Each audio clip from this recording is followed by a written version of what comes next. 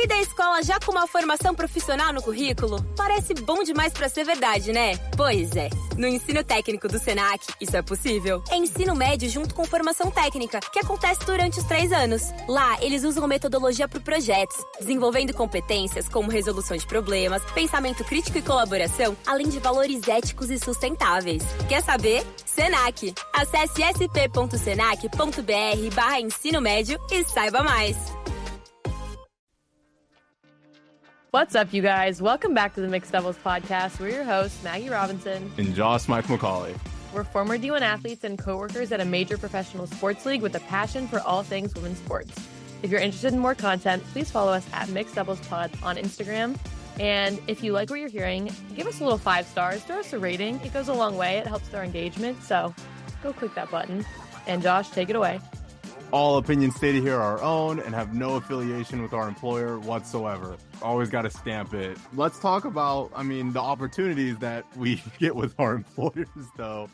You just attended a really cool event this past week during work. Talk to me about what this was, what you got to experience. You were giving me the live play-by-play.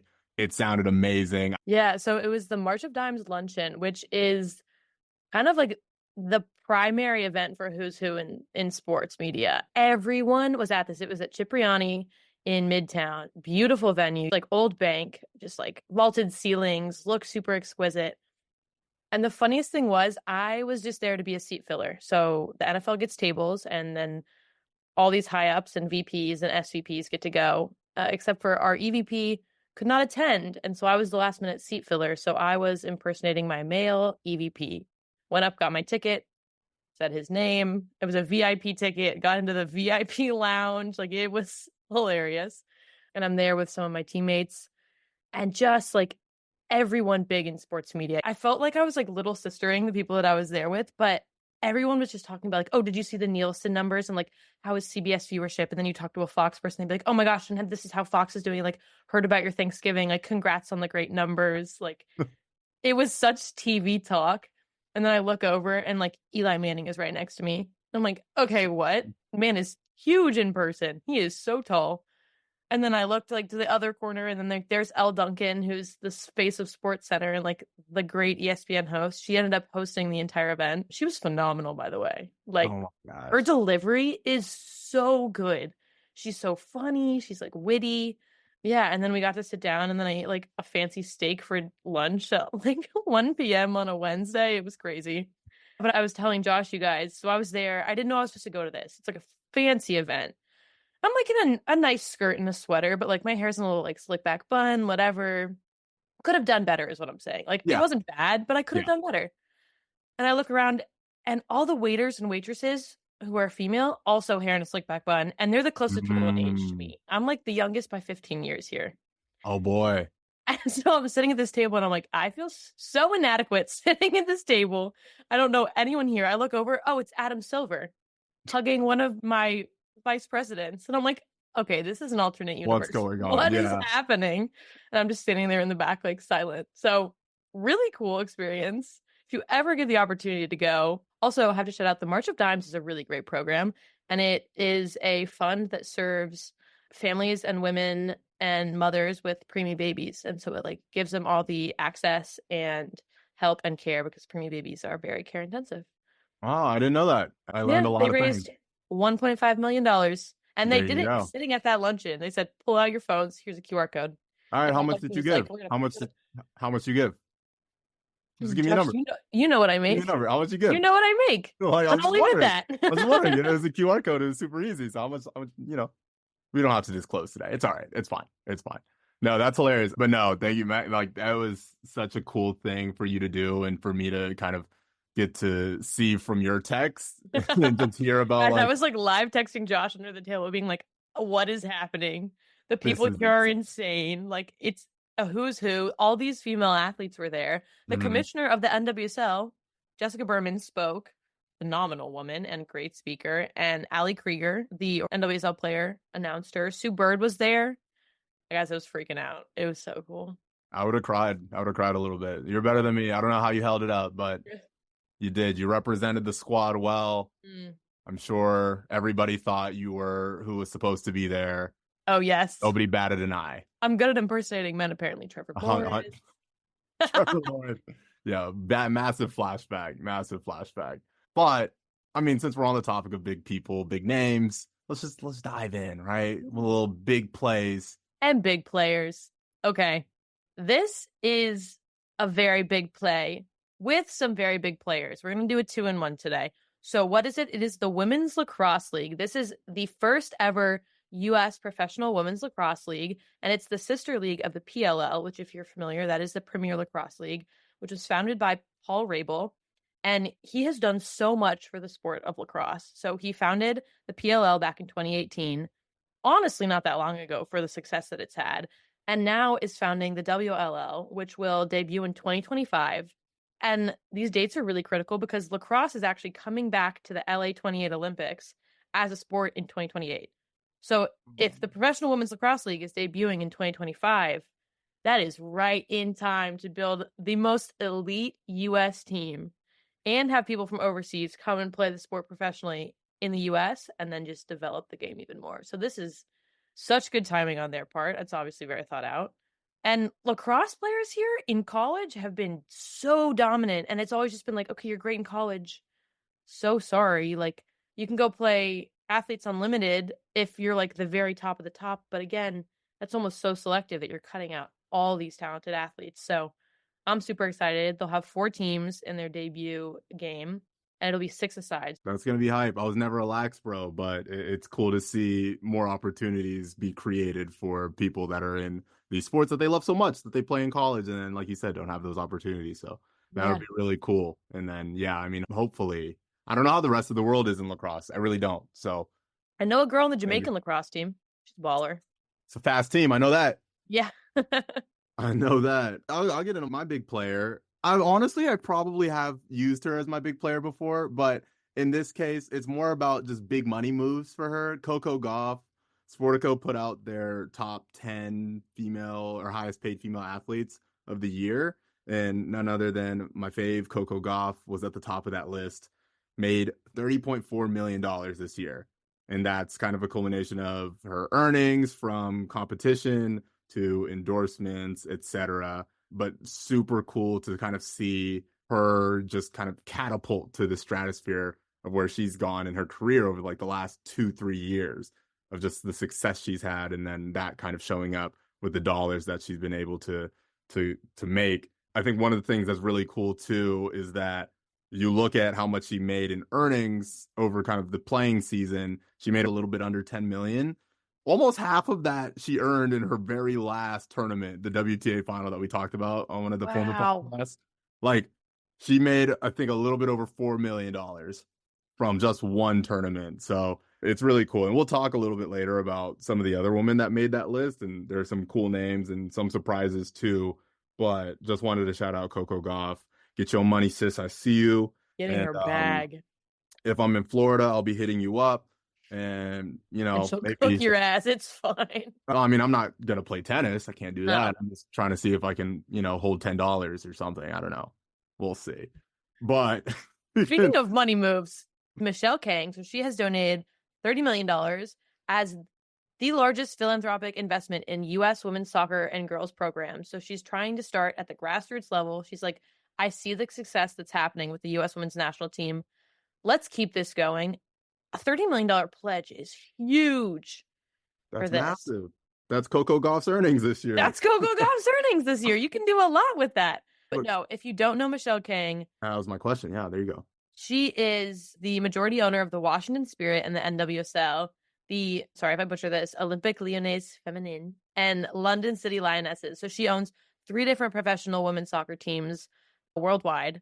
And she started out in business and now has just made such a name for herself as a huge proponent of women's sports and is really pouring money into women's soccer specifically. Some other really cool news in kind of the business partnership space, a lot that had to do with basketball this past week, and more specifically college basketball. Still some really big names out there. I know, like, we talked about Caitlin Clark a ton this past season in the WNBA and her leaving college, but there's still some massive names, obviously Juju Watkins, Paige Beckers, who's hooping, and then Flage on LSU, who's still doing her thing. But like what we're seeing now is just more and more opportunities, especially with NIL. So Flage, who, like I said, is a guard at LSU, she just signed an NIL deal with Unrivaled that includes equity in that league. So Unrivaled is the 3v3 league that we've talked about that Brianna Stewart and Nafisa Collier are putting together. It's going to be a really cool thing in Miami. But Flage joins kind of as, I don't even know how they're describing it, but an equity partner in the company through NIL, and joins Paige Beckers, who was kind of the first person that they were able to do that with at the college space. And then speaking of Paige Beckers, like girl is girl on fire. Like what they She's call it, everywhere. like girl on fire right now. She is, like you said, everywhere. She just became the first NIL athlete to have their own Nike Player Edition shoe. So if you think about kind of how shoe deals work, oftentimes you'll see, you're looking at NBA players like Sabrina Ionescu and WNBA, they'll have their signature shoe, which is a shoe that Nike makes specifically for them. Like hasn't been released before anything, but a player edition shoe is taking a existing shoe and then kind of tailoring it to the athlete. And so they get to choose like the colorway and all these other things. Okay. And so Paige Beckers is the first NIL athlete, and I would assume basketball player for sure, to have her own Nike Player Edition shoe. So it's like a step down from a shoe deal. It's like a baby step down, kind of. Like it is a shoe deal, but it's not like here's a brand new thing you've never seen. It's like we're going to revamp what already exists and that you might already practice and play in. Exactly. Okay. And, you know, it's obviously massively beneficial for both parties. You think about Nike's side, you slap Paige Becker's name on a shoe, however the shoe is performing, it's obviously going to perform a lot better as far as sales, and it's going to get a lot more notoriety.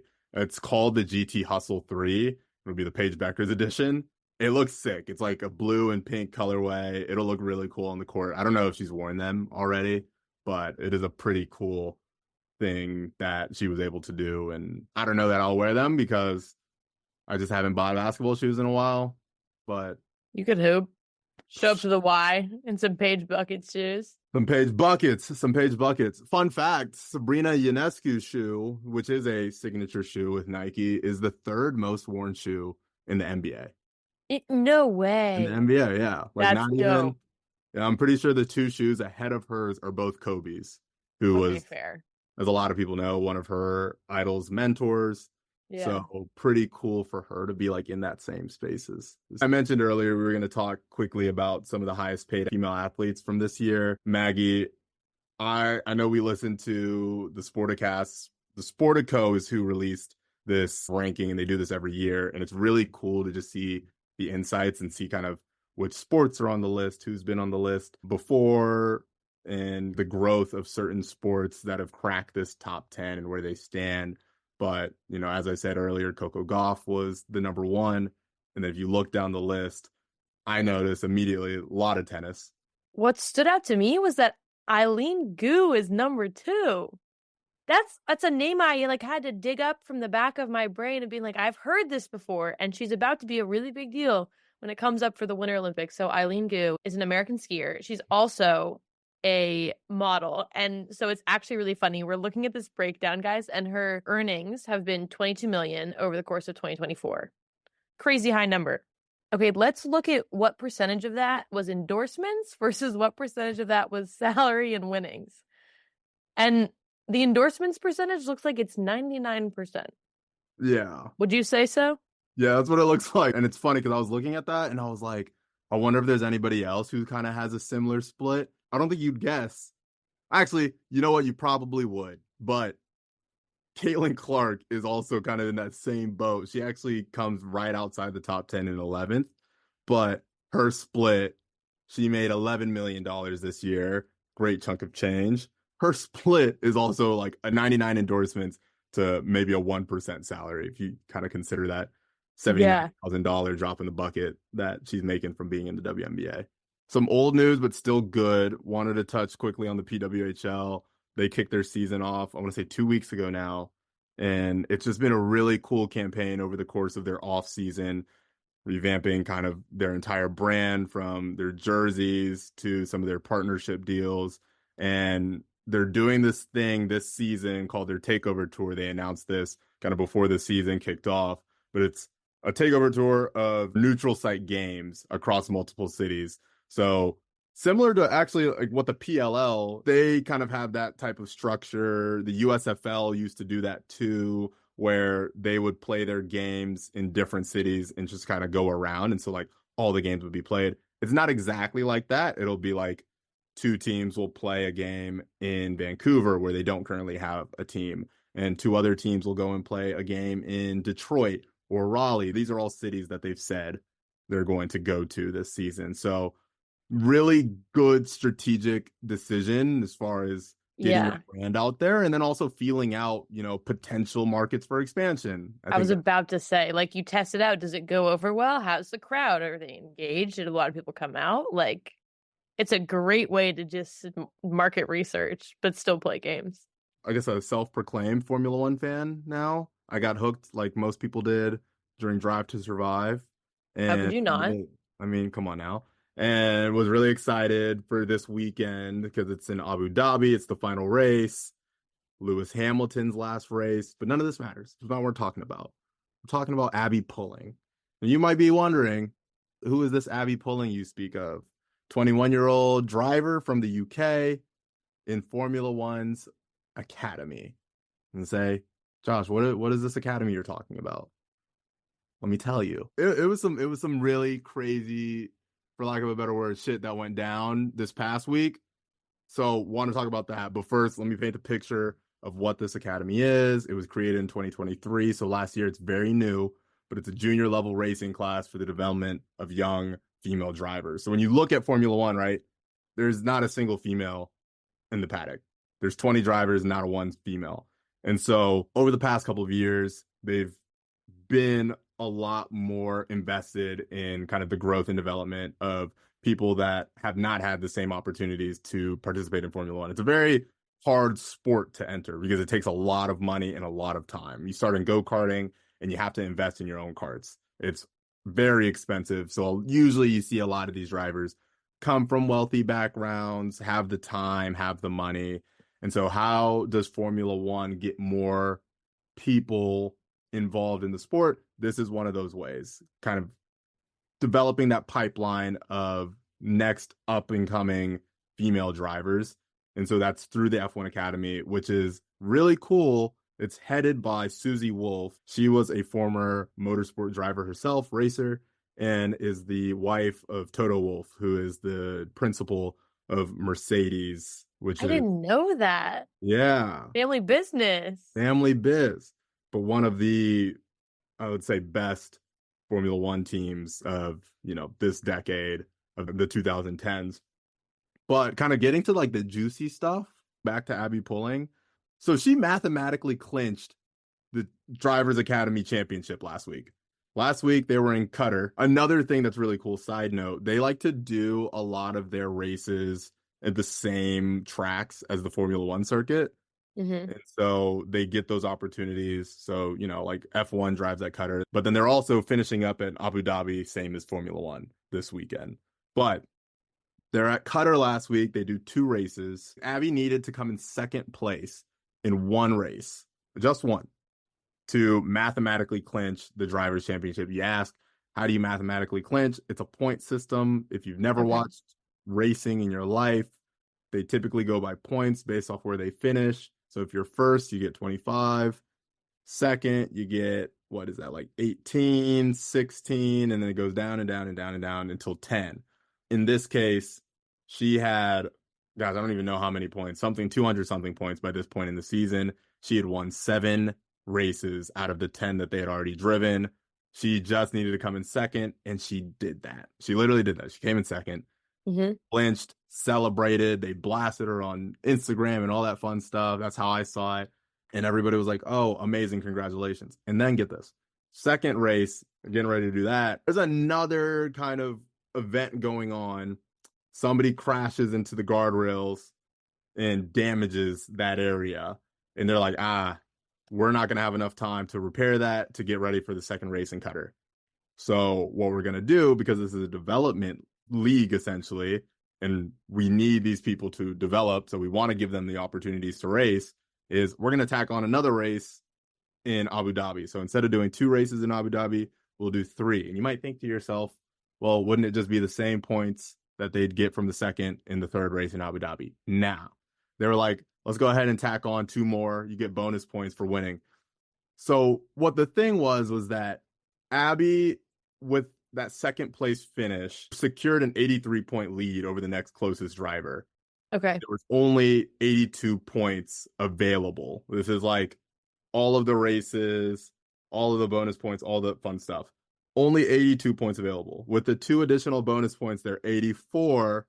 So mathematically, if the driver who's in second right now literally won everything, every bonus point, every race, all 3 of these races in Abu Dhabi, and AbbI scored absolutely nothing, she would win.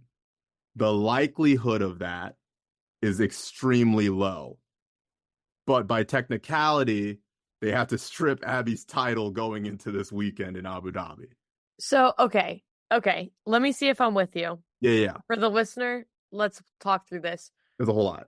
It's a whole lot. Okay, so she most likely will still be the winner coming out of Abu Dhabi. Yeah, but I put my house on it. They wow. Your parents' house, not the apartment. No. So they did take the title away from her. They posted this. They did a whole big thing. She was awarded the title. And then they're like, actually, so sorry. Since this course has been damaged, we have to take this away from you so we can just do a few more races with a few extra bonus points added on. And just to make sure that you're the winner, you have to win it again, essentially. Yeah. Do well again. She literally has to go and score 2 points. She has to go and finish. I'd be a little annoyed if I was her. Guys, get your act together.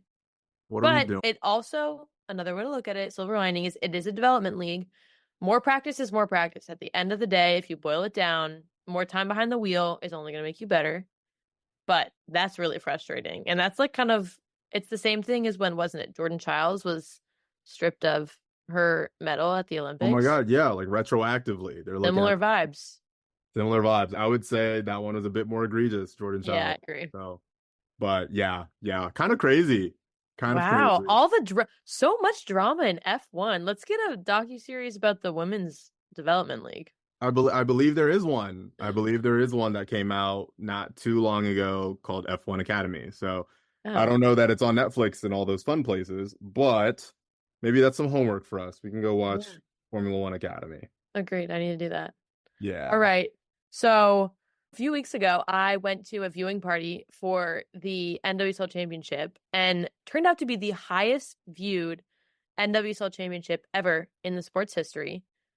That's really impressive. The total viewership was nearly 1 million, and the Orlando Pride won, which, if you remember, Marta plays for the Orlando Pride. This was her last club season ever, last club game ever. Her mom even came, and her mom doesn't really come to any of her games in the U.S. Huge deal, great send-off for her, and a great way to cap off what has been just a record-setting season for the NWSL on all fronts. Speaking of the March of Dimes Luncheon, the NWSL commissioner got recognized for her impressive work that she's done and how she's turned this league around from having a lot of coaching scandals to now being a place that actually lets women be mothers as they play. I think she said there's 8 to 10 women in the league currently who are full-time mothers and full-time soccer players. Oh. That's really impressive and does not get done without the support of teams and leagues and initiatives. So there you go. NWSL is really crushing it and exciting. They will be expanding into a new city, either Cincinnati, Cleveland, or Denver as the next expansion franchise. Where do you want to see that? I don't know why they're so focused on Ohio. Okay, I will say, playing youth soccer, Ohio has weirdly strong soccer teams. You would go there and be like, why are you all, 1, it's freezing cold. I hate playing here. 2, why are you all so good and big? The girls are big Midwestern girls, and you're like, oh my God. So I guess it makes sense. Yeah, I will say, given that explanation, I'm still rocking with Denver. I don't know. They also have good youth soccer. I'm not the biggest fan of Ohio. No offense to my Ohioans. I've got a lot of Ohioans in my life that I love. But I just feel like a Mile High NWSL club would be pretty sick. I think it'd And be you good. know what? They could mess around and call it Den Nation and see what happens. The Den. The Den. Not bad. Fan section would just be called the Den. I love that. Yeah. Yeah. Wait, but okay, before we leave the NWSL, what was that experience like? Because you were looking for a watch party. We live in New York. I was like, duh, there's got to be a watch party somewhere. Yeah. And, with my mad research skills, because that's all I do in life, I found a good one. Josh pulled this watch party up from like a Reddit thread, sent it to me, and I'm like, okay, who wants to go? Apparently I have no friends, and everyone was out of town. So I'm like, all right, well, I still want to go to this. I don't want to just sit on my couch and like be a lump all day. So I get ready and I go over to Brooklyn and I go to this watch party, and I won't lie, did I speak to a single soul while I was there? Don't tell me you did not. Like, you didn't? I spoke a little bit. I spoke a little bit to the woman at the front desk, and then to a no. person sitting next to me. Everyone was in their little tables. They were really small tables, and I was just standing there with my drink. So like, I finished my drink. Game was great. If you listen to our episode with Emily Proud, she was the sideline reporter. She crushed it. Go, Emily, go. Maggie, what did we talk about this year? This was supposed to be the year of meeting people. It's supposed to be the year of going outside of your comfort zone. What Josh, are we doing? going by myself was already outside of my comfort zone. Huge. I won't lie. That did feel like a big moment for me, that I was like, I'm going to go. I'm going to pull up, and I'm not going to be weird about this. But hearing as though I didn't speak to anyone, I might have been weird about it. No. You're right. You did it. I'm proud of you. That's huge. Thank you. I was rounded out. I feel like there was a lot of really cool things that happened in the basketball world and the track world. So touching on the WNBA really quickly, this past week, we saw the Toronto Tempo get leaked a little bit too early, maybe. Maybe it forced their hand, because they came out the next day and they were like, yes, this is our name. A lot of people were like, is it Tempo for temporary? Do we like it? Do we not like it? What are your thoughts? I don't hate it, which I know sounds like a very cop-out answer. It's not my favorite thing ever, but like I can get it as a name. The Toronto Tempo, like, it has a little something there, A little alliteration, that TT. Yeah, it kind of flows, like, it goes well. Their logos are pretty good. They explain the logos too. If you look at their graphics, the colors are like, I think, maroon and blue. It's my high school colors, so I am partial to them. Shout out. Yeah, what do you think? I like it. I would say, like, first glance, I was like, I feel like they could do something better that, more aligns with the city itself. But I don't know, the tempo, they're moving. They're moving. It's a city it's growing fast. It's growing in popularity. I get it. Yeah. They're on the run. They're on the run. That's my explanation for it. So the 14th team in the WNBA's newest expansion team will join them, I want to say, next year. But exciting, the expansion draft for the Golden State Valkyries, which is their current expansion team this year, this upcoming season, will be this week. If you're listening, it's probably already happened. And this is really cool, where the Valkyries get to select 12 players from all of the current teams and kind of build their starting roster, essentially, before they get thrown into the full WNBA draft. So this means they can recruit their 12 players out of this expansion draft, and then I believe they go into the normal draft and get to pick another round of players. Oh, that's cool. I think there's also a lot of coaches that have their work cut out for them, a lot of new coaches, the new faces we've been talking about. Recently, the Connecticut Sun hired their new head coach, who was the Belgian national team coach in the Olympics this year, and a French national team player back in his playing days. Which, you know what they say, if you can't play, be a coach. So that's what he's doing. Kind of an unorthodox hire, but I hope it works out for them. I think it'll be pretty cool. And then the Atlanta Dream, who fired their coach about a month ago, hired a coach from the collegiate space. 22 years that this guy spent with FGCU, Florida Gulf Coast University.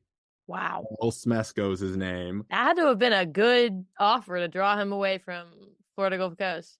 That's what I'm saying. 2 years, that's a tenure. Like, that's your career. That's and then tenure. Like, what's more noise for people who are, I feel like young people jump careers all the time. It's like, oh, and you jump up and then you move around. I feel like a lot of people who are in the older generation, like, you do your thing and you do it really well and you do it for a long time. He's done that. And now he's like, and guess what? The WNBA is calling and I must answer. And he's going up to Atlanta. So I wish him all the best. That's exciting. Me too. I know like the buzz around him is that he'll bring kind of a fresh offense to the team. While he was at FGCU, one of the things that he was known for was being very analytical. And so because of analytics and how much emphasis he places on that, his philosophy was very much you're taking layups and threes. We don't need to settle for mid-range. Layups and threes is their game. Right. And they play fast and they do that. So it'll be cool to kind of see what they do there. I know there's a lot of things going on in college in general, but college women's basketball has been really fun. Juju Watkins is still hooping exceptionally. She just dropped 40 points this week, Casual. albeit on Cal Baptist, but still hit 9 threes. I don't think I've ever hit 9 threes in my life. Are you comparing yourself to Juju Watkins right now? Yeah, maybe I am. It's not a I'm good not looking comp. favorable for you, but yeah. It's not a good comp. But if it's me and Juju, if that's who we're talking about, it's just us two. Sample size me and Juju. Yep. I'm a close second. So, no, I heard somebody say that earlier today. It was not about Juju, but it was funny. And then Maggie, if you want to just finish us with track, what's going on over there? Some cool stuff. Fast finish over here. Okay, so the World Athletic Awards have been announced. Van Hassan of the Netherlands, who we highlighted in a previous episode, she won at the Paris Olympics a whopping 3 medals. She won bronze in the 5,000 and the 10,000, and then less than 42 hours after both of those races, won the gold medal in the marathon.